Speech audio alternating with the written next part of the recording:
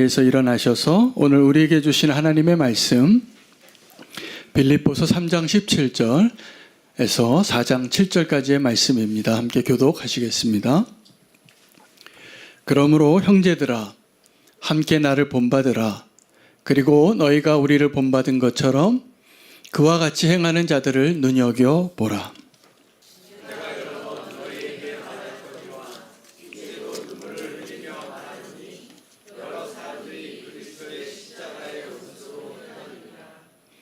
그들의 마침은 멸망이요 그들의 신은 배요 그들의 그 영광은 그들의 부끄러움에 있고 땅의 일을 생각하는 자라.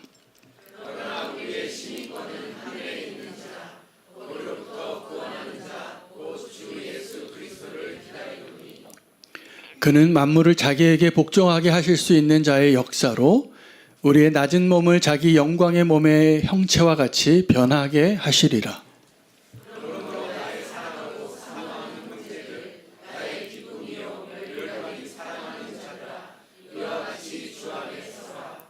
내가 유오디아를 권하고 순두개를 권하노니 주 안에서 같은 마음을 품으라.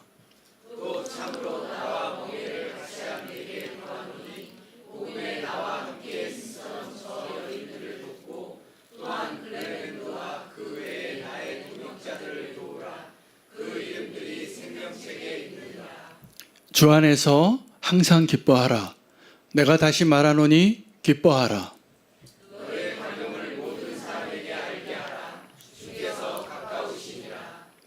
아무것도 염려하지 말고 다만 모든 일에 기도와 간구로 너희 구할 것을 감사함으로 하나님께 아뢰라. 함께 읽겠습니다. 그리하면 모든 지각에 뛰어난 하나님의 평강이 그리스도 예수 안에서 너희 마음과 생각을 지키시리라. 아멘. 하나님의 말씀입니다. 지난해 마지막 말씀 본문으로 빌립보서 3장 그리고 오늘 새해를 시작하면서 빌립보서 3장 후반부와 4장 7절까지의 말씀으로 오늘 하나님의 연관되어 있는 연속성 있는 메시지로 한 해를 시작할 수 있게 되어서 기쁘게 생각합니다. 지난주에 말씀 기억이 나시는지 모르겠지만 표대를 향하여 나아가는 자가 되라는 말씀을 주셨습니다. 그 표대를 향하여 나아가는 자가 되는 것이 출발선에 있는 자에게 필요한 것이 아니라 결승점이 바로 눈앞에 보이는 자에게 꼭 필요한 것입니다. 세상은 우리에게 1등이 되라고 말하지만 주님은 우리에게 완주를 요구하십니다. 그래서 우리가 그 믿음의 완주를 감당하고 오늘 새해를 시작하는 오늘 이 자리에서 주님이 우리에게 원하시는 음성으로 주님을 예배하기를 원합니다. 기뻐하는 것입니다. 기뻐하지 않을 이유가 훨씬 많지만 오늘 우리는 믿음으로 함께 오늘 이 말씀의 결론대로 우리가 기뻐할 수 있는 자리에 그 모습으로 설 수 있게 되시기를 축복합니다. 바울은 본인이 사도로 부름을 받았지만 여러 가지 이유로 자기가 사도임을 증명해내야 할 여건 가운데 사도로 부름을 받았습니다. 우리가 사도행전 1장을 보면 가룟 유다의 그 사도의 자리를 보충하기 위해서 제비를 뽑을 때 그 사도가 되어야 할 자격의 조건이 뭐냐 하면 주님과 함께한 자였습니다.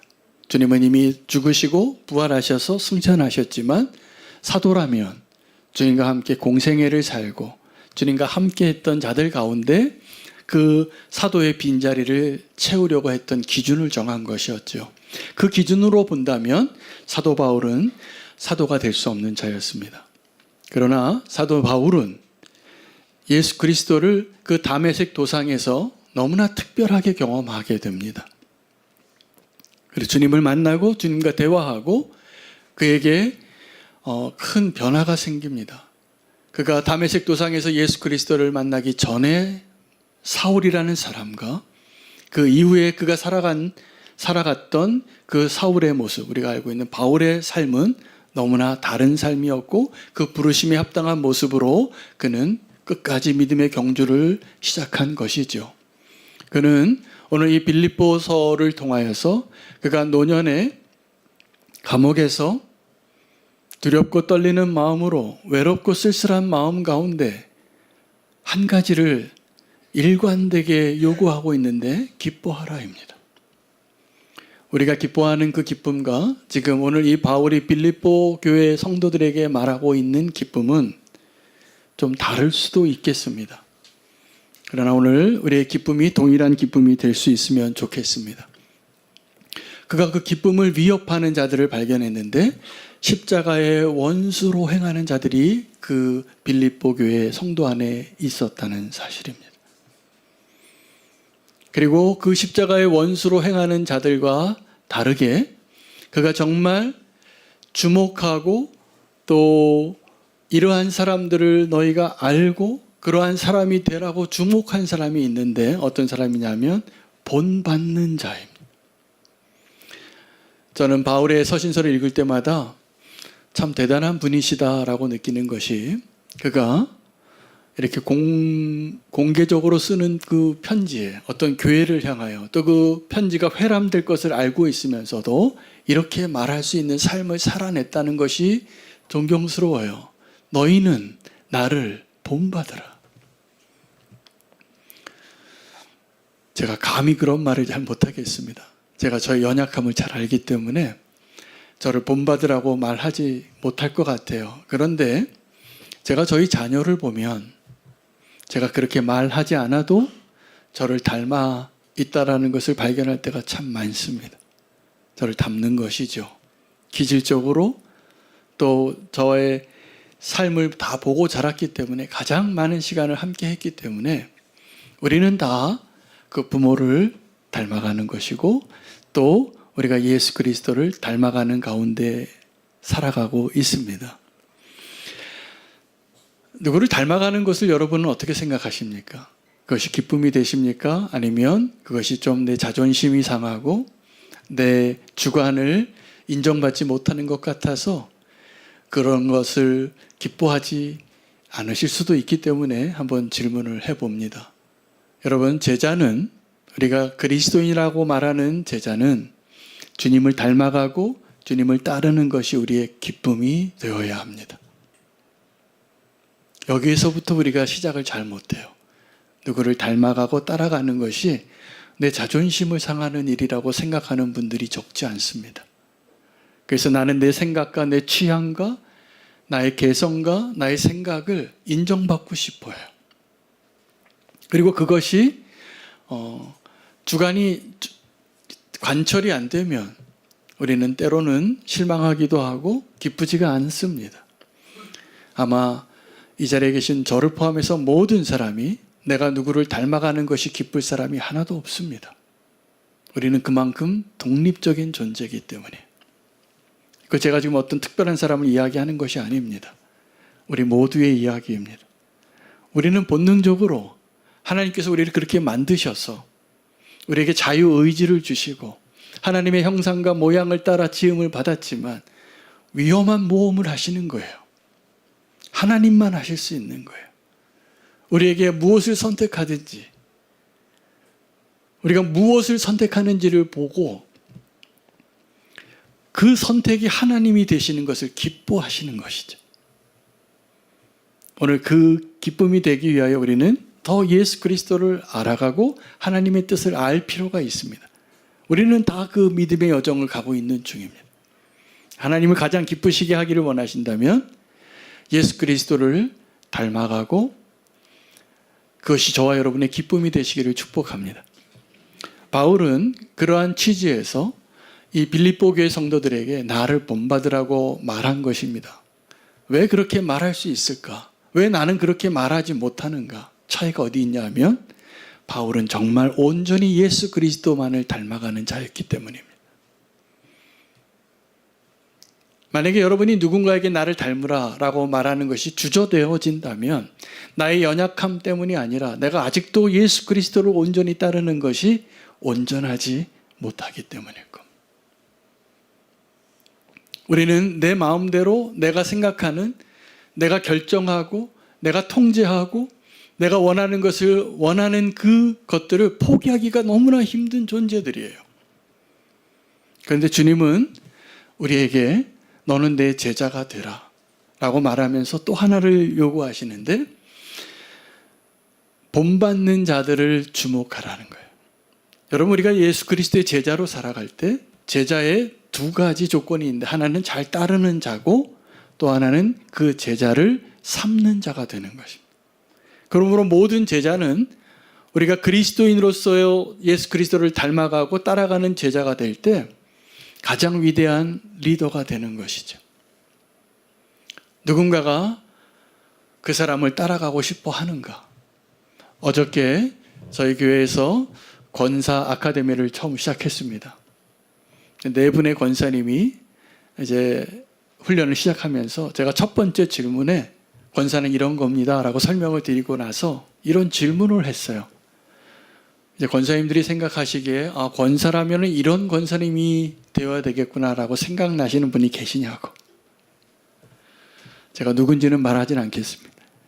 근데 다 한마디씩 하셨어요.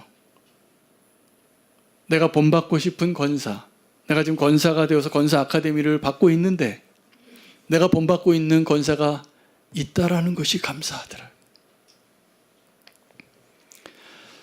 그 사람이 되셔야 합니다. 내가 성도라면, 내가 제자라면 나를 통해서 난 저 사람처럼 좀 살고 싶다. 여러분, 오늘 그 질문에 한번 스스로 대답해 보시기를 바랍니다. 여러분이 생각하실 때 나는 저 사람은 정말 그리스도인 같아 라고 생각이 나는 사람이 있으신가요? 네, 있다고 지금 눈으로 다 대답을 해주셨어요. 그러면 제가 대답을 드릴게요. 그분처럼 사십시오. 지금 바울이 이 빌립보 교회 성도에게 요구하는 거예요. 너희는 나를 본받고 너희 가운데 너희를 본받는 자, 또 우리를 본받는 자를 주목하라. 왜냐하면 그 사람이 제일 좋은 제자의 자질을 가지고 있기 때문입니다.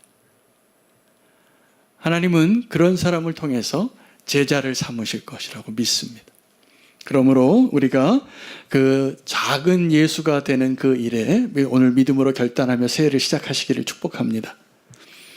그리스도인은 예수 그리스도를 닮아가는 자인데 우리가 흔히 그런 얘기를 합니다. 저도 그런 생각이 들 때가 있어요.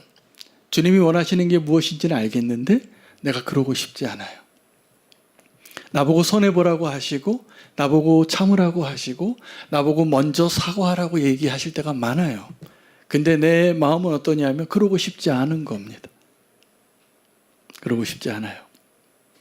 여러분, 우리가 예수 그리스도를 닮아가는 것이 쉽습니까? 어렵습니까? 쉬워요? 어려워요? 어려워요? 정말입니까?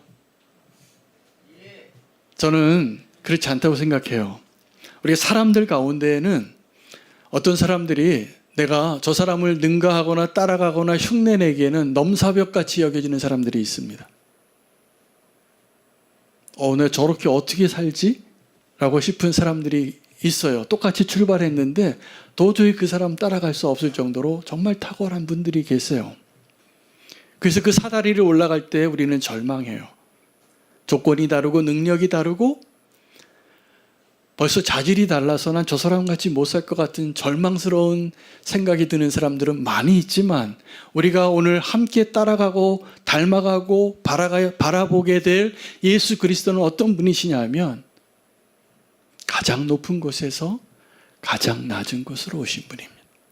이게 뭘 의미하냐 하면 그 누구도 예수 그리스도를 따라가는데 어려울 만한 위치에 있는 자가 없습니다. 주님은 저와 여러분을 구원하시기 위하여 그 누구보다 가장 낮은 곳에 가장 겸손한 모습으로 임하셨어요. 그래서 누구라도 예수 그리스도를 닮아갈 수 있습니다. 우리의 고통이, 우리의 삶의 상황과 환경이 아무리 어려워도 예수 그리스도의 상황과 환경보다는 좀 나은 자들이에요. 그걸 아셔야 됩니다. 주님은 가장 높은 곳에서 가장 낮은 곳으로 오신 하나님이십니다. 죄가 없으실 분이시지 우리가 예수 그리스도를 따라가기에 너무 버겁다, 너무 넘사벽이다 그런 분이 아니세요. 우리는 적어도 예수님보다 다 잘생긴 자들이 주님은 이 땅에 오실 때 흠모할 만한 것이 하나도 없는 모습으로 오셨다고 하셨어요. 우리는 예수님보다 다 부요한 자고 예수님보다 다 똑똑한 자예요. 사실은 다 그 이상의 은혜를 입은 자들이에요. 그게 예수님이 오시는 방식이었어요. 주님께서 태어나셨을 때 그 광야의 들판에 있던 목동들에게 천사가 나타나서 지극히 높은 곳에는 하나님께 영광이고 땅에서는 하나님이 사랑하는 자들을 향하여 평화가 임할 것이라. 여러분, 여기에서 이 땅은 하늘과 대칭점에 있는 어떤 영역을 의미합니다. 우리가 이 땅에서 살아갈 때 하나님을 향하여 바라보고 주님을 닮아가는 그 길을 걸어가는 것이 오직 예수 그리스도를 따라갈 때 그것이 가능한 거예요. 오늘 예수 그리스도를 따라가는 예수님의 제자는 무엇으로 우리가 정의할 수 있냐면 주님이 가셨던 그 십자가의 길을 우리가 사랑하는가? 우리는 그 십자가의 추종자인가?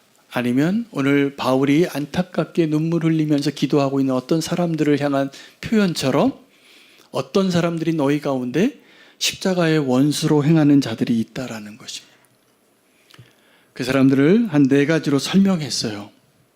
십자가의 원수로 사는 사람들이 누구냐 하면 첫째, 그들의 마지막이 멸망으로 향하는 자들이에요. 지금 잘 사는 것 같지만 저렇게 살다가 멸망할 자리로 가는 사람들이 있을까요? 없을까요? 있잖아요.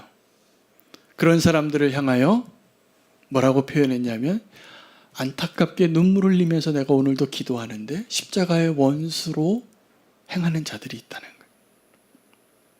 그들의 마지막이 멸망, 구원이 아니라 멸망으로 향하고 있는 사람들. 그 사람이 아무리 부자면 뭐합니까? 아무리 지금 영향력이 있고 사람들이 박수치고 갈채를 보내면 뭐합니까? 멸망으로 향할 자라. 두 번째, 그들의 신이, 그들의 하나님이 배라는 거예요. 이것은 성령을 따라 사는 것이 아니라 육체를 따라 살아간다는 것이죠.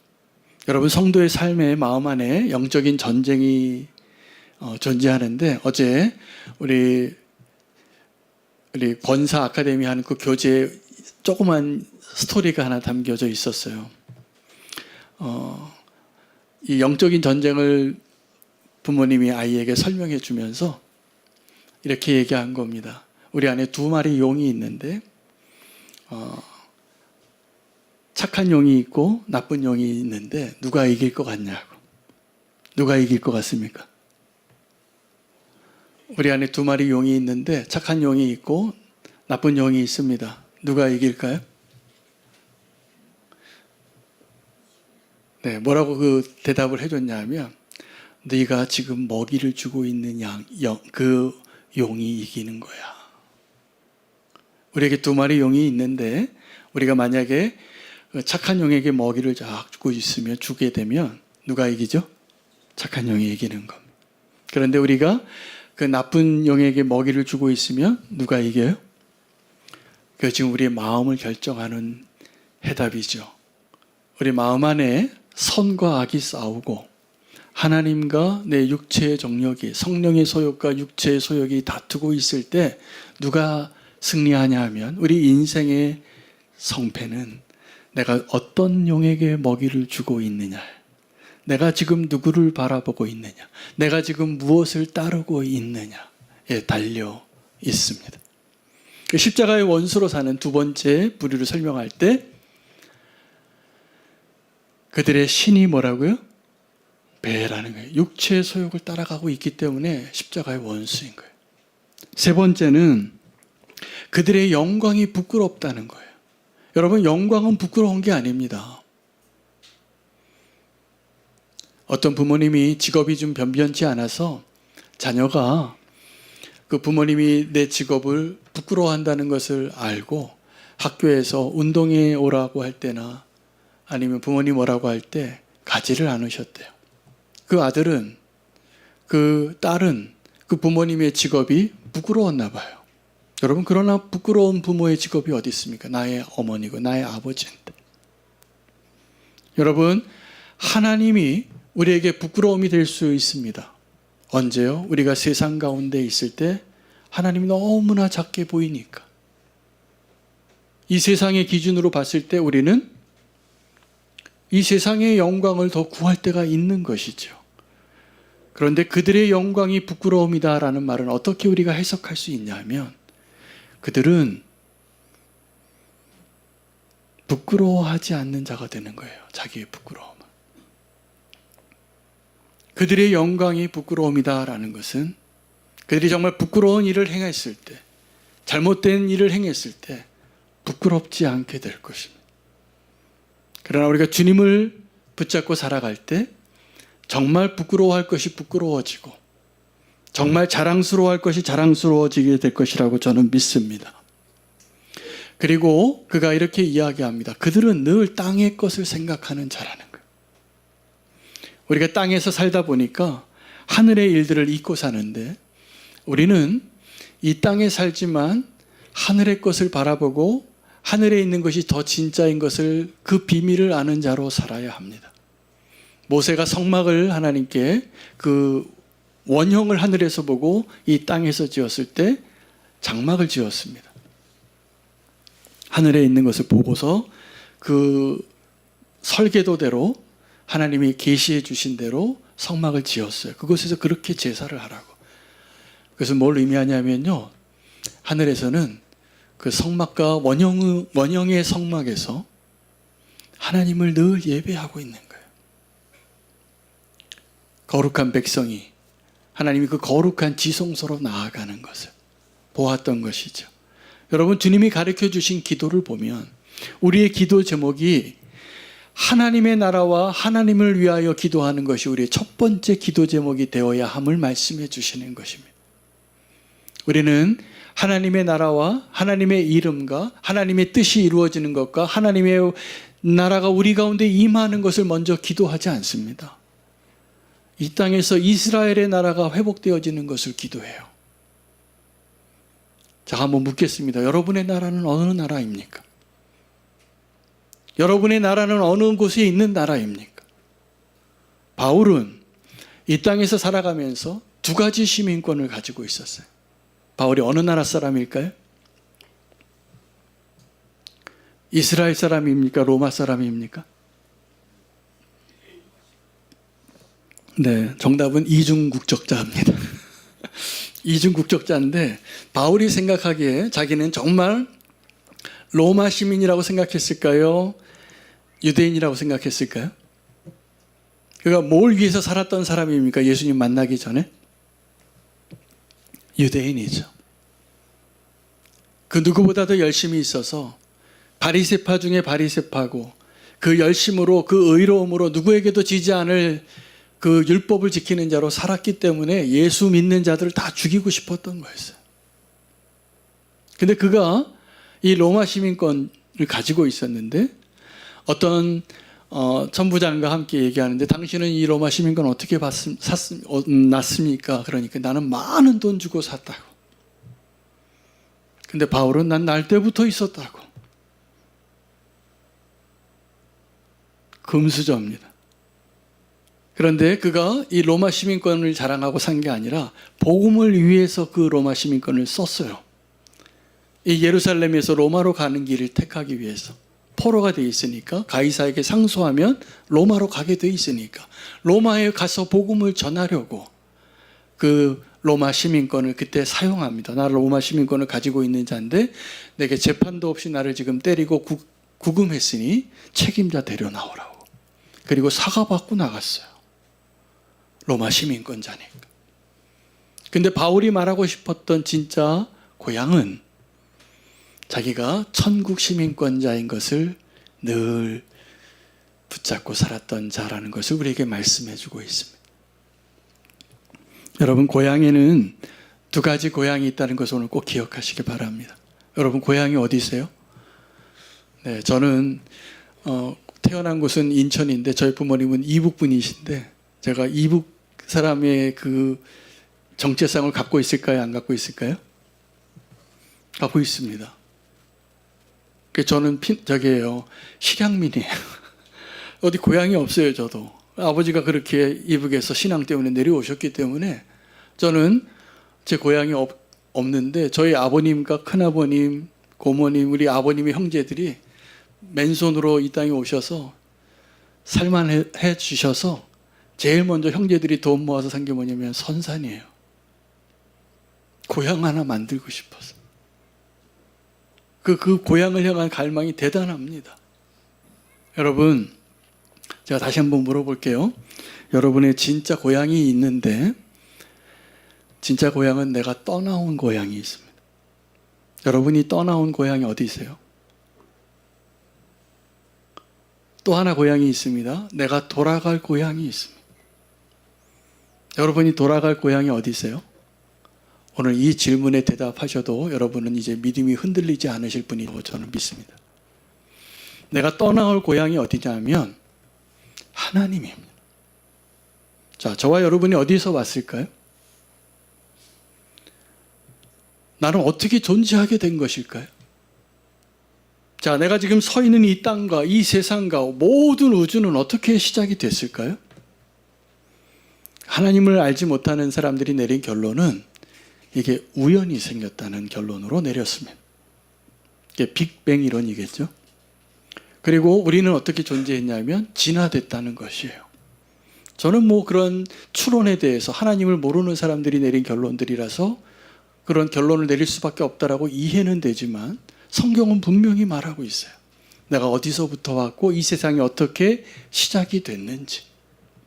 이 세상은 빅뱅 이론으로 갑자기 우연히 뻥 하고 생긴 게 아닙니다. 하나님이 창조하신 거예요. 말씀으로. 나는 어디서 왔을까요?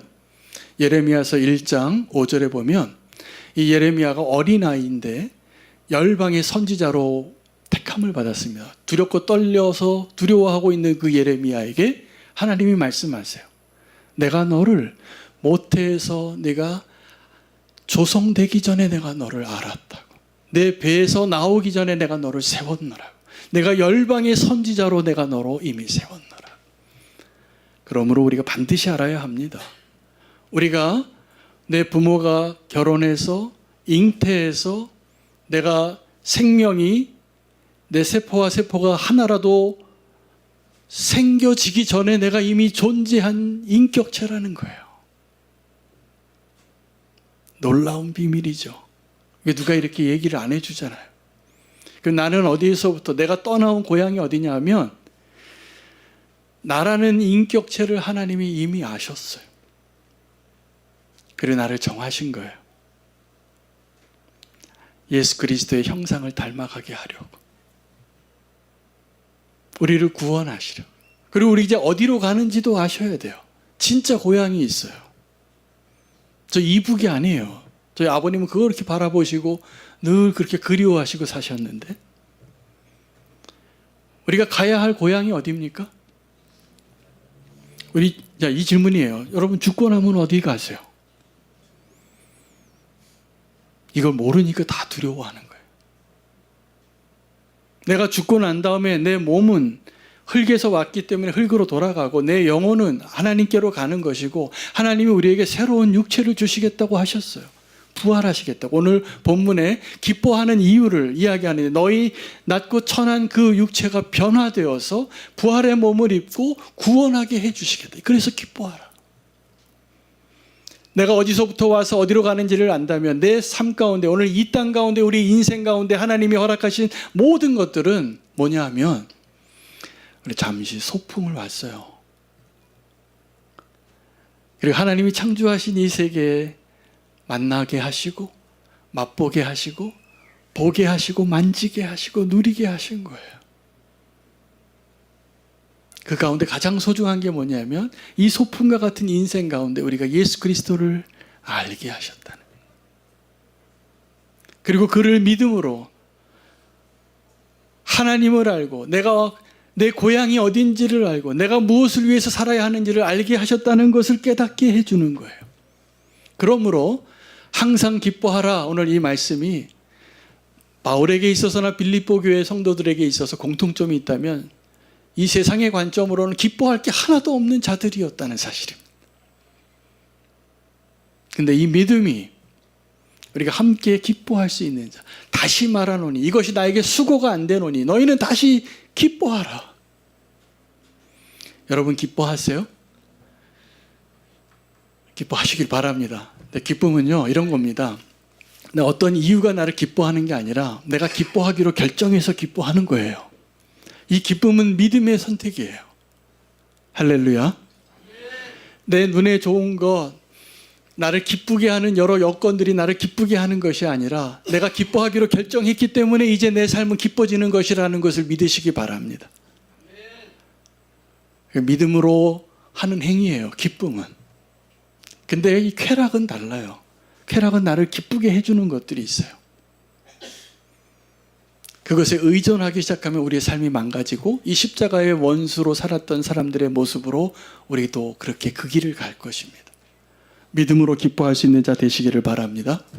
주 안에서 항상 기뻐하라. 이것은 사실은 불가능을 우리에게 요구하는데 그것이 가능하게 되어지려면 주 안에 있으셔야 돼. 그리고 항상 기뻐하라고 명령하고 있는 대로 순종하셔야 합니다. 우리가 기뻐할 수 있는 이유는 우리와 함께 하시는 예수 그리스도 때문입니다. 우리가 주님과 동행하기 때문입니다. 우리가 주님과 동행한다는 것은 무엇을 의미하냐 하면 우리가 은혜 안에 있고 언약 안에 있다는 것을 의미해요. 자, 우리가 오늘 주 안에서 기뻐한다는 것은 내가 주 안에 있고 주가 내 안에 있는 것이 같이 성립될 때 가능한 이야기입니다. 함께 하는 것이죠. 주 안에 주님과 함께. 그것이 주님과 함께 내가 함께 하게 되어지면 오늘 우리가 성찬을 했는데 또 우리가 성도의 교제를 나눴는데 함께 기뻐하는 자가 되어야 합니다. 우리의 삶의 자리에서. 오늘 유오디아와 순두계라는 사람을 택해서 말해요. 빌립보 교회에 아주 유력한 제자였던 것 같아요. 근데 이 두 사람이 하나 되지 못했습니다. 그래서 바울이 그들의 이름을 지목해서 부르는 거예요. 그래서 누가 편지를 써서 교회에 편지를 썼는데 이렇게 편지를 쓴 겁니다. 한윤호야 이수진아 주 안에서 같은 마음을 품어라. 이렇게 얘기한 거예요. 우리가 주 안에서 같은 마음을 품기 위하여 주님의 마음을 품어야 합니다. 그래서 그 주님을 향한 마음이 우리가 같은 마음을 품게 될 때 우리는 다윗과 요나단이 되거나 아니면 빌라도와 헤롯이 될 수도 있는 겁니다. 같은 마음을 품었지만 전혀 다른 모습으로 같은 마음을 품는 자가 될 수 있을까요? 없을까요? 아주 친한 친구가 됩니다. 하나는 하나님의 뜻 안에서, 하나는 하나님의 뜻의 반대편에서 이렇게 분명하게 가려지게 될 것입니다. 오늘 새해를 시작하면서 이 빌립보서 말씀으로 우리의 기쁨을 다시 한번 확인하고 우리가 어떤 기쁨으로 살아야 하는가를 말씀해 주시는 오늘 이 본문이 첫 번째 시작이 무엇에서 시작이 되어졌냐면 염려입니다. 여러분 염려할 거리가 있으신가요? 없으신가요? 많습니다. 네, 염려할 거리가 많죠. 근데 예수님도 이렇게 말씀하셨습니다. 우리가 염려할 것이 너무 많으니까 그 염려할 거리를 좀 설명을 해주셨는데 무엇을 입을까? 무엇을 마실까? 무엇을 먹을까? 이것을 뭐 하지 말라고요? 염려하지 말라고. 근데 솔직히 우리가 이거 염려하잖아요. 하나님 주신 은혜로 사는데 내가 수고한 능력으로 사는 게 아니라 하나님의 은혜로 사는 것이 맞나요? 이것도 헷갈리십니까? 우리가 하나님의 은혜로 사는 게 맞습니까? 맞잖아요. 그런데 그 은혜로 살면서 우리가 염려한다는 것은 우리의 믿음이 어떤 상태일까요? 온전하지 않은 거죠. 그래서 이 염려하지 말라라고 하면서 오늘 바울이 그의 서신서 가운데 이 빌립보 교회 성도들에게 한 이야기는 아무것도 염려하지 말라 오직 모든 일에 기도와 간구로 모든 지각에 뛰어나신 하나님 앞에 감사함으로 아뢰라. 자, 이제 결론을 내리겠습니다. 기뻐하기를 원하시죠? 내가 기뻐질 수 있는 이 답을 알려드리려고 합니다. 기뻐할 수 있는 일이 가능해지려면 우리가 믿음으로 기도해야 합니다. 자, 지금 기쁘지 않으신 분들은 제가 이제 기쁠 수 있는 해답을 가르쳐 드릴게요. 기도하고 간구하십시오. 근데 그 기도하고 간구하는 그 조건이 뭐냐면 모든 지각에 뛰어나신다. 여러분, 사랑하는 사람이 무슨 말을 하면 그 사람이 뭘 말하는지, 뭘 원하는지 알까요? 모를까요? 네, 뭐 좋아하는지도 알고요. 지금 뭘 원하는지를 알아요. 사랑하니까, 친밀하니까, 너무 잘 아니까. 근데 주님께서 우리의 모든 필요를 아시는 분이세요.